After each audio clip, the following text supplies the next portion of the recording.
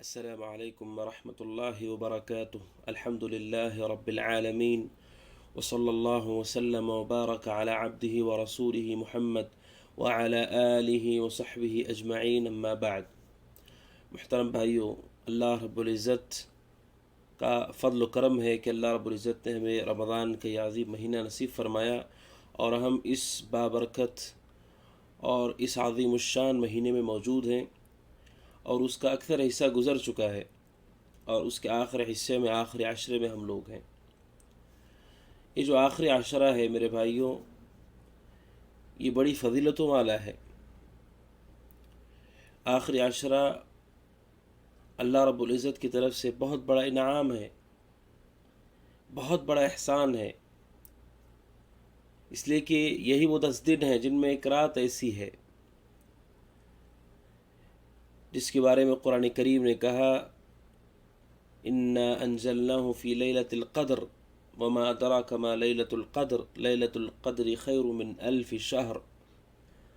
ایک ایسی رات ہے جس میں عبادت 1000 مہینوں کی عبادت سے بہتر ہے۔ ایک رات لیکن اس کا اجر 1000 مہینوں کی عبادت سے بہتر، 80 سال کی عبادت سے بہتر۔ اگر وہ ایک رات مومن پا لیتا ہے اور اس کو عبادتوں سے آباد کر لیتا ہے تو اس کی یہ عبادتیں ایک رات کی 1000 مہینوں سے بہتر ہیں، اور اللہ نے اس رات کو اس آخری عشرے میں رکھا ہے۔ لہٰذا میرے بھائیوں، اس آخری عشرے کو غنیمت سمجھنا ہے، کیونکہ لیلۃ القدر ہے، اور اس لیے غنیمت سمجھنا ہے کہ رمضان کا یہ مہینہ رخصت ہو رہا ہے۔ اللہ تعالیٰ بہتر جانتا ہے اگلے سال رمضان ہم میں سے کس کس کو نصیب ہوگا، اللہ کے پاس اس کا علم ہے۔ لہذا ہم غنیمت سمجھیں کہ اس عظیم مہینے کو رخصت ہونے سے پہلے پہلے ہم اللہ کی مغفرتوں کے مستحق ہوں، اللہ کی رحمتوں کے مستحق ہوں۔ اس کے لیے ہم کوشش کریں، اس کے لیے ہم محنت کریں، اس کے لیے ہم تگ و دو کریں، اللہ کو راضی کرنے کی کوشش کریں۔ یہ جو آخری عشرہ ہے، یہ آخری عشرہ ہمیں اللہ رب العزت کی عبادتوں سے آباد کرنا ہے۔ اللہ کے نبی صلی اللہ علیہ وسلم کیا کرتے تھے؟ صحیحین کی روایت ہے، حضرت عائشہ صدیقہ رضی اللہ تعالیٰ عنہ کہتی ہیں کان رسول اللہ صلی اللہ علیہ وسلم اذا دخل العشر احیا لیلہ وایقظ اہلہ وشد المئزر، کہ اللہ کے نبی صلی اللہ علیہ وسلم جب آخری عشر آتا تو آپ کیا کرتے؟ کہا آپ اپنے رات کو زندہ کرتے، وایقظ اہلہ، اور اپنے گھر والوں کو جگاتے تھے، وشد المئزر، اور اپنی کمر کو کس لیتے تھے۔ اس حدیث کے شرح کے اندر علماء نے ذکر کیا ہے کہ اللہ کے نبی صلی اللہ علیہ وسلم اپنی عبادتیں جو آپ 20 دنوں میں کیا کرتے تھے ان سے زیادہ اللہ کے نبی صلی اللہ علیہ وسلم عبادتیں اس آخری عشرے میں کرتے تھے۔ اس کی واضح ترین دلیل اللہ کے نبی صلی اللہ علیہ وسلم کا اعتکاف ہے۔ اعتکاف آپ آخری عشرے میں کیا کرتے تھے، جو کہ خصوصی عمل ہے۔ یہ اللہ کے نبی صلی اللہ علیہ وسلم کی سنت ہے کہ آخری عشرے کو آباد کیا جائے عبادتوں سے، اس کے راتوں کو زندہ کیا جائے، راتوں کو زندہ رکھا جائے عبادتوں کے ذریعے سے، گھر والوں کو جگایا جائے، تاکہ ہمیں شب قدر نصیب ہو اور تاکہ رمضان المبارک رخصت ہو، اس حال میں کہ ہم نے اس سے فائدہ اٹھایا۔ اور آپ جانتے ہیں کہ اعتبار عبادتوں کی انتہا کا ہوتا ہے، کہ آپ نے عبادت کی انتہا کیسے کی ہے، اس کا اعتبار ہوتا ہے۔ اگر کوئی دن بھر روزہ رکھے اور آخر میں سورج غروب ہونے سے پہلے روزہ توڑ دے تو اس کے دن بھر کے روزے کا اعتبار کہاں ہے؟ لہٰذا عبادتوں کے آخر پر توجہ دیجیے کہ عبادت کے ختم ہونے سے پہلے پہلے ہم چوکنا ہو جائیں، تاکہ عبادت خیر کے ساتھ پوری ہو، اختتام بہتر ہو۔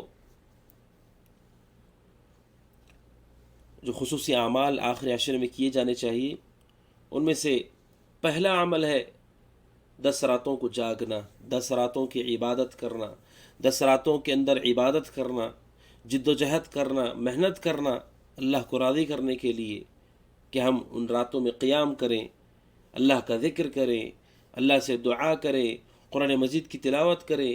اس طرح سے ہم اپنے راتوں کو زندہ رکھیں، راتوں کو جاگیں۔ راتوں کو جاگنے سے مراد عبادتوں سے انہیں آباد کرنا ہے۔ اور دوسرا خصوصی عمل کہ ہم نہ صرف ہم لوگ متنبہ ہوں بلکہ اپنے گھر والوں کو، عورتوں کو، بچوں کو ہم متنبہ کریں ان 10 دنوں کی عبادت سے متعلق، ان کی فضیلتوں سے متعلق، ان کی برکتوں سے متعلق متنبہ کریں، ان کو بھی قیام کی، ان کو بھی تراویح کی ترغیب دیں تاکہ اتنی بڑی فضیلت ان سے فوت نہ ہو۔ اس سے سبحان اللہ آپ کو کیا فائدہ ہوگا؟ ایک فائدہ تو یہ ہوگا کہ آپ نے رسول صلی اللہ علیہ وسلم کی سنت پہ عمل کیا کہ اللہ کے نبی اہلہ اپنے گھر والوں کو جگاتے تھے، آپ کو اس سنت پہ عمل کرنے کا ثواب ملے گا، اور ساتھ ہی ساتھ آپ کو نیکی میں مدد کرنے کا ثواب ملے گا کہ اگر آپ کی ترغیب سے، آپ کی کوشش سے اللہ کے اس بندے نے، اللہ کی اس بندی نے 10 راتوں کا قیام کیا اور اس کو شب قدر مل گئی جو 1000 مہینوں کی عبادت سے بہتر ہے۔ اللہ کے نبی صلی اللہ علیہ وسلم نے فرمایا دل علی خیر فلہ مثل اجر فاعلہ، جو کسی کو بھلائی کی طرف رہنمائی دیتا ہے، بھلائی کرنے والے کے برابر اللہ تعالیٰ اس کو اجر و ثواب دیتے ہیں، لہٰذا آپ اس اجر کے مستحق ہوں گے۔ لہٰذا آپ خود اپنی عبادتوں پہ نہ ڈر جائیں بلکہ آپ اپنی عبادتوں کے ساتھ اپنے گھر والوں کی عبادتوں کی فکر کریں، کوشش کریں کہ آپ انہیں بھی ان 10 راتوں کی عبادتوں کی طرف لا سکیں، کبھی انہیں قیام نصیب ہو، کہ انہیں تلاوت کا موقع ہو، کہ انہیں دعا کرنے کا موقع ہو، انہیں ذکر و اذکار کا موقع ہو۔ آپ اس کی کوشش کریں۔ اللہ کے نبی صلی اللہ علیہ وسلم اپنے گھر والوں کو بھی جگاتے تھے، آپ کو دگنا فائدہ ہوگا، آپ کو اپنا بھی فائدہ ہوگا، اور جب آپ یہ کام کریں گے تو اللہ رب العزت آپ کو رہنمائی کرنے کا جو اجر ہے، اتنا بڑا اجر اللہ تعالیٰ وہ بھی آپ کو عطا کرے گا۔ تو یہ دوسرا عمل ہے کہ آپ لوگوں کو تنبیہ کریں، اپنے گھر والوں کو، خصوصی طور پہ اپنے گھر والوں کو، اولاد کو تنبیہ کریں کہ ان 10 دنوں میں کوتاہی اور سستی یہ ہمیں بہت بڑے خیر سے محروم کر سکتی ہے۔ اور میرے بھائیوں آپ بتائیے، دنیاوی اعتبار سے اگر کسی کو یہ بتایا جائے کہ اگر آپ 10 دنوں کے لیے جاگیں، 10 دنوں کو جاگنے کے بعد جب آپ ہمارے پاس آئیں تو ہم آپ کو اتنا اور اتنا سونا دیں گے، اتنا اور اتنا پیسہ دیں گے، آپ بتائیے جاگنے والے کتنے لوگ ہوں گے؟ کتنے لوگ، اگرچہ کی قیمت معمولی ہی صحیح، پتہ چلے کہ 10 راتوں کو جاگنے سے اتنا سونا مل سکتا ہے، اتنا چاندی مل سکتی ہے، اتنی چاندی مل سکتی ہے، اتنا گولڈ، اتنا پیسہ مل سکتا ہے، کتنے لوگ اس کے لیے جاگیں گے؟ جب قرآن مجید کہتا ہے خیر من 1000 شہر، 1000 مہینوں کی عبادت سے بہتر ہے آپ ان 10 راتوں کو جاگیں، اللہ رب العزت آپ کو برات نصیب کر دے گا۔ سبحان اللہ! تو ہمیں کس قدر حریص ہونا چاہیے، کیونکہ مومن تو شناخت رکھتا ہے کہ وہ دنیا کے اندر جتنی حرص لوگوں میں پائی جاتی ہے اس کے اندر آخرت کی اس سے کہیں زیادہ حرص پائی جاتی ہے۔ یہ ثابت کرنے کا موقع ہے، یہ ثابت کرنے کا موقع ہوتا ہے۔ جس طرح وہ صلاۃ فجر کے لیے جاگتا ہے، جب لوگ سو رہے ہوتے ہیں اور جاگ کر ثبوت دیتا ہے کہ دنیا کی نیند، دنیا کی لذت اور دنیا کی یہ رنگینی مجھے میرے نزدیک آخرت اس سے زیادہ اہم ہے، اس طرح آپ 10 راتوں کو جاگ کر اپنے اس تقوی کا ثبوت دیں۔ اور تیسری خصوصی عبادت، خصوصی عمل کہ ہم عبادتوں میں خوب محنت کریں، اپنا وقت لگائیں عبادتوں میں، اپنے وقت کی حفاظت کریں اور اپنے وقت کو اللہ کی بندگی میں لگائیں، حتیٰ کہ بعض مباح کام، جائز کاموں کو بھی چھوڑنا پڑے ان راتوں میں عبادت کے لیے تو چھوڑ دیں۔ جسے اعتکاف ہے، آپ اعتکاف میں بیٹھ جائیں گے، آپ کے لیے تجارت کرنا درست نہیں ہوگا، آپ مسجد سے باہر نہیں جا سکتی سوائے ضروری کام کے۔ حالانکہ یہ سب جائز چیزیں ہیں، لیکن آپ خصوصی عمل کر سکتے ہیں 10 دنوں میں کہ آپ مباح اور جائز چیزوں کو بھی چھوڑ کر اللہ کی بندگی کر سکتے ہیں۔ اللہ کے نبی صلی اللہ علیہ وسلم یہی کرتے تھے۔ قرآن مجید نے کہ وَلَا تُبَاشِرُوهُنَّ وَأَنْتُمْ عَاكِفُونَ فِي الْمَسَاجِدِ، حالت اعتکاف میں آپ بیوی سے مباشرت نہیں کر سکتے، چاہے دن ہو کہ رات ہو، آپ اعتکاف میں ہیں تو آپ کو اپنی بیوی سے الگ تھلگ رہنا ہے۔ یہ جائز اور مباح چیز بھی آپ اللہ کے لیے چھوڑ دیتے ہیں، یعنی بتانا یہ ہے کہ آپ کو ان 10 دنوں میں خوب محنت کرنی ہے عبادت کے لیے، اپنے وقت کی حفاظت کرنی ہے، کوشش کرنا ہے کہ اللہ کی مغفرت کو پالیں۔ اور وہ شخص خائب و خاسر ہے کہ رمضان کا مہینہ اس کو ملے اور رمضان کا مہینہ رخصت ہو جائے اس حال میں کہ اس کی مغفرت نہیں ہوئی۔ اللہ رب العزت ہمیں ان محرومین میں سے نہ بنائے، اللہ تعالیٰ ایسے لوگوں میں سے ہم کو نہ بنائے، اللہ تعالیٰ ہمیں ایسے لوگوں میں سے بنائے کہ رمضان کے اختتام سے پہلے پہلے اللہ نے ان کو آزاد کر دیا ہو جہنم سے، ان کی مغفرت کر دی ہو، ان کے لیے جنت کا وعدہ کر دیا ہو۔ اللہ تعالیٰ ہمیں ان لوگوں میں سے بنائے۔ جو تیسرا عمل ہے خوب محنت، اجتہاد، اپنے وقت کی حفاظت۔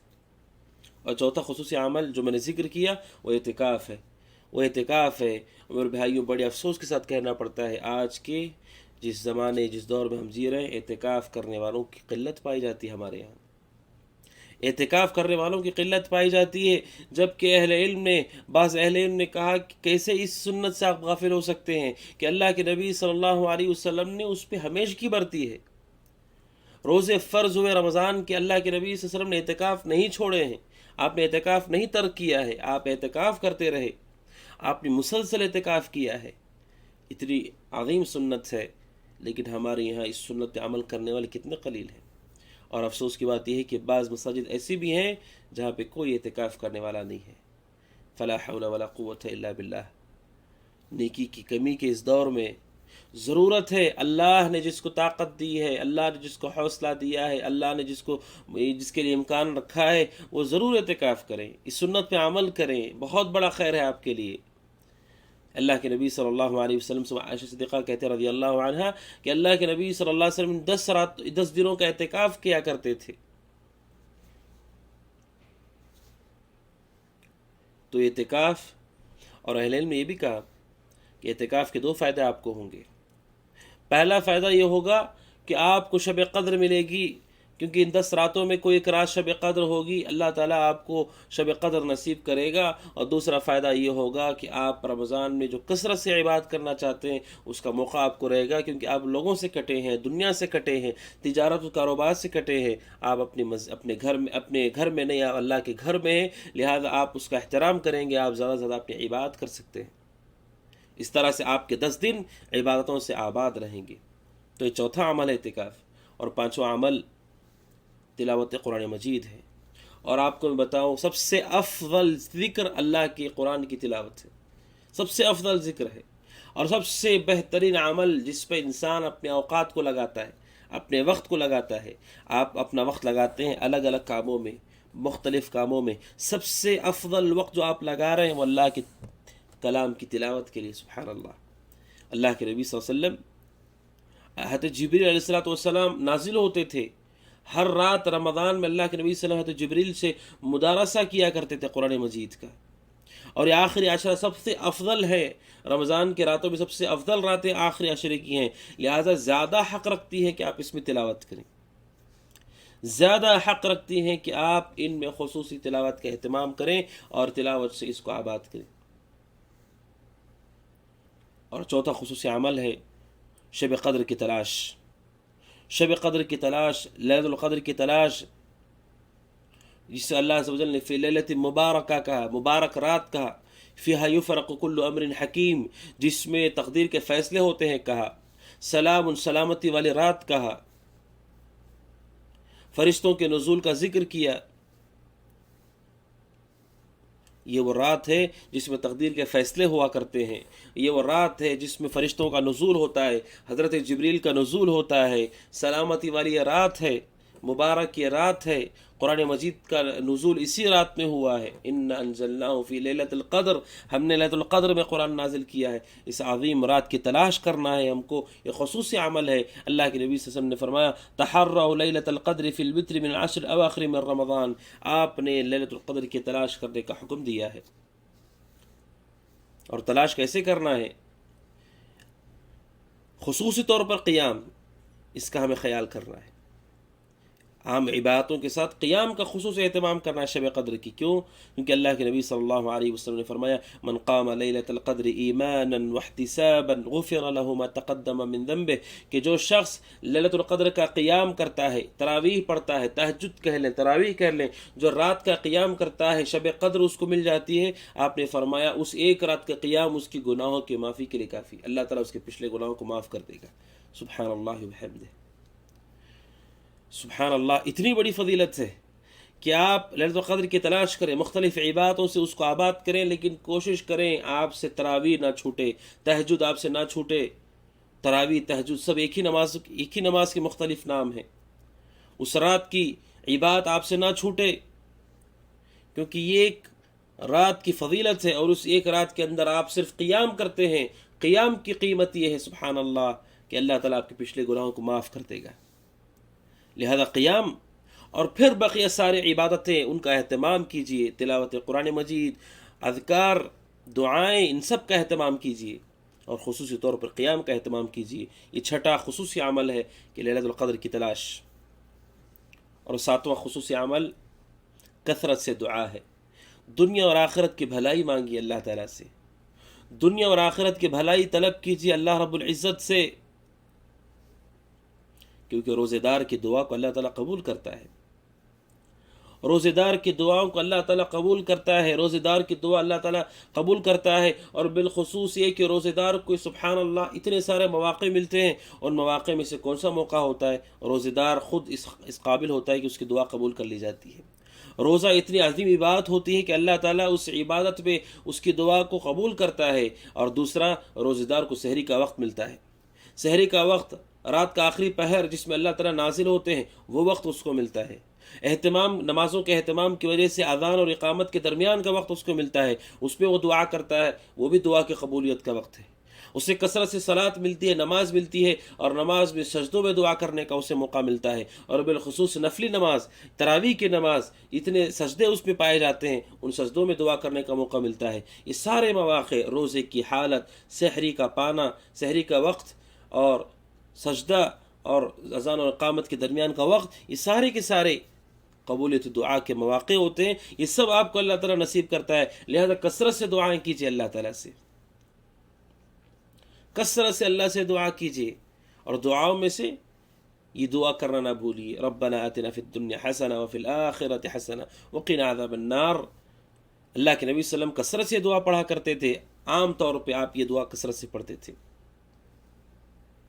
اور اللہ سے عافیت کا سوال کیجیے، اللہ عز و جل سے عافیت کا سوال کیجیے کہ اللہ تعالیٰ ہمیں دنیا آخرت کے ہر شر سے بچا لے، ہر نقصان سے بچا لے، ہر پریشانی سے بچا لے، اور اللہ تعالیٰ سعادت کی زندگی دے۔ اللہ سے عافیت مانگیے، کیونکہ یقین کے بعد، ایمان کے بعد سب سے بڑی نعمت عافیت ہے۔ اور ان دعا میں خصوصی درجہ اس دعا کا ہے جو دعا خود رسول صلی اللہ علیہ وسلم نے حضرت عائشہ صدیقہ کو سکھائی۔ جب حضرت عائشہ صدیقہ نے اللہ کے نبی سے پوچھا، اللہ کے نبی اگر مجھے معلوم پڑ جائے کہ کون سی رات لیلۃ القدر ہے تو میں کیا کہوں؟ آپ نے فرمایا، قولی اللہم انک عفو تحب العفو فاعف عنی، کہو کہ اے اللہ تو عفو ہے، درگزر کرنے والا ہے، تو اور درگزر کرنے کو پسند کرتا ہے، لہٰذا تو مجھے معاف فرما، درگزر فرما۔ اللہ عز و جل سے عافیت کا سوال کرو اور یہ دعا پڑھو، اللہم انک عفو تحب العفو فاعف عنی۔ لہذا میرے بھائی، خصوصی عمل ہے کہ کثرت سے ہم دعا کریں۔ اور آٹھواں عمل، استغفار کریں، اللہ سے اپنے گناہوں کی معافی طلب کریں، استغفار کریں، کیونکہ استغفار خیر کی کنجی ہے، استغفار مصیبتوں سے نکلنے کا دروازہ ہے، استغفار سرخ روئی کی ضمانت ہے۔ اور استغفار اعمال صالحہ کے اختتام میں ہوتا ہے، چاہے نماز کے بعد ہو ہم استغفر اللہ کہتے ہیں، حج کا معاملہ ہو وہاں پر استغفار کا ذکر کیا گیا، مجلس ختم ہوتی ہے دینی، وہاں پر ہم اللہ سے استغفار، سبحانک اللہ وبحمدک اشہد ان لا الہ الا انت استغفرک واتوب الیک، وہاں پہ استغفار کرتے ہیں۔ اعمال صالحہ کا اختتام استغفار سے ہو۔ حسن بصری کہتے ہیں رحمۃ اللہ علیہ، اکثروا من الاستغفار فإنکم لا تدرون متى تنزل الرحمہ، کہتے ہیں کہ استغفار کرو کثرت سے اللہ سے، کیونکہ تم نہیں جانتے کہ رحمت کب نازل ہوگی۔ اللہ سے معافی مانگتے رہیں، نہ جانے وہ کون سا وقت ہوگا جس میں آپ کی اس دعا کو قبول کر لیا جائے گا اور آپ کو معاف کر دیا جائے گا۔ کثرت سے استغفار کیجیے۔ عمر بن عبدالعزیز رحمہ اللہ نے اپنے زمانے میں شہروں کو ایک پیغام جاری کیا، خلیفۃ المسلمین تھے، اور پیغام جاری کیا، اور اس پیغام میں کہا کہ رمضان کا اختتام استغفار سے کرو، رمضان کی رخصتی ہو استغفار سے اور صدقہ فطر سے۔